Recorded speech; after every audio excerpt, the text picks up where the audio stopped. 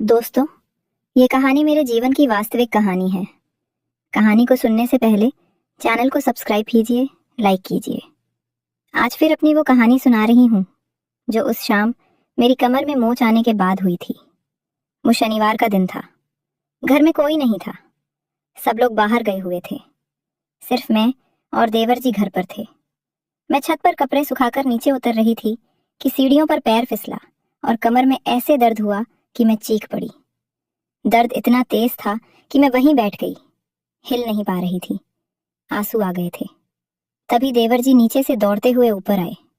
भाभी, क्या हुआ? आप ठीक तो हैं? उन्होंने पूछा।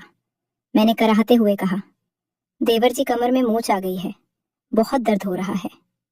वो तुरंत मेरे पास आए, मुझे सहारा देकर धीरे धीरे मेरे कमरे में ले गए, बिस्तर पर लिटाया और बोले, आप आराम से लेट जाइए, मैं अभी कुछ करता हूँ।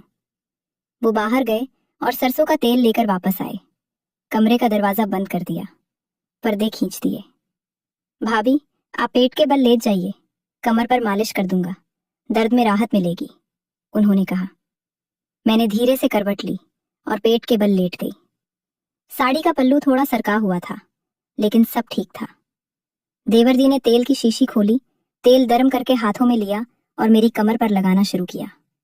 उनकी उंगलियां धीरे धीरे गोल गोल घूम रही थीं, कमर पर तेल फैलाते हुए, हल्का दबाव डालते हुए। जैसे ही मालिश शुरू हुई, दर्द में थोड़ी राहत महसूस होने लगी, लेकिन साथ ही एक गर्माहट भी फैलने लगी। भाभी, दर्द कहाँ ज्यादा है? उन्होंने पूछा। मैंने कहा, नीचे की तरफ, हल्का सा दबाइए। उन्होंने हथेली से कमर को सहलाना शुरू किया, कभी हल्का दबाते, कभी मसलते। तेल गर्म था और उनकी उंगलियां नरम लेकिन मजबूत थीं। मैं आंखें बंद करके लेटी थी। दर्द कम हो रहा था, लेकिन उनके हाथों का स्पर्श कुछ और ही कर रहा था। मेरे शरीर में सुकून के साथ एक अजीब सी कंपकंपी भी हो रही थी। फिर उन्होंने मेरी कमर से हाथ ऊपर की तरफ ले जाकर कंधों तक मालिश की, फिर नीचे, कमर के दोनों तरफ। उनकी उंगलियां अब मेरी कमर के निचले हिस्से पर थीं, हल्के हल्के दबाव से मसल रही थीं। मैं सांसें तेज ले रही थी, लेकिन चुप रही। भाभी, अब दर्द कैसा है? उन्होंने धीरे से पूछा। मैंने कहा, अब काफी बेहतर है, लेकिन थोड़ा और कर दीजिए। मेरी आवाज में भी एक नरमी आ गई थी। अब उनकी मालिश और गहरी हो गई। कमर से कूल्हों की तरफ हाथ फेर रहे थे। तेल से त्वचा चिकनी हो गई थी। कभी कभी उनकी उंगलियां कमर के दोनों तरफ से पेट की तरफ भी आ जाती, लेकिन सब कुछ सावधानी से। मैं सिहर रही थी, मन में उलझन थी, लेकिन उस पल में दर्द कम होने का सुकून इतना था कि कुछ कह नहीं पा रही थी। फिर उन्होंने कहा, भाभी, अब गालों पर भी थोड़ा तेल लगाकर मालिश कर दूं क्या? कभी कभी तनाव से गाल भी अकड़ जाते हैं। मैंने हल्का सा सिर हिलाया।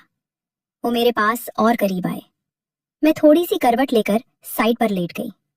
उन्होंने तेल लिया और मेरे गालों पर हल्के से लगाना शुरू किया। उनकी उंगलियां मेरे गालों पर गोल गोल घूम रही थीं। माथे पर भी थोड़ा तेल लगाया और धीरे धीरे मालिश करने लगे। उनकी हथेलियां गर्म थीं और स्पर्श इतना नरम कि मैं आंखें बंद करके महसूस कर रही थी। गालों की मालिश से मेरे चेहरे पर एक चमक आ गई थी। तनाव कम हो रहा था। वो धीरे धीरे मेरे माथे से गालों तक उंगलियां फेर रहे थे, कभी कान के पास भी हल्का सा दबाते। मैं चुपचाप लेटी रही।